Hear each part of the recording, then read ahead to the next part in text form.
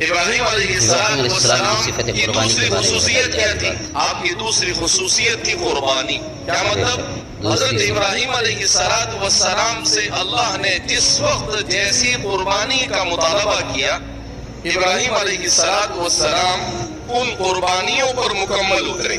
ابراہیم علیہ السلام کو اللہ نے توحید کی دعوت دینے کا حکم دیا تو سب سے پہلے کس کو توحید کی دعوت دی؟ اپنے والد کو توحید کی دعوت دی، جبکہ آپ کے والد کون تھے؟ بتوں کو بیچنے والے۔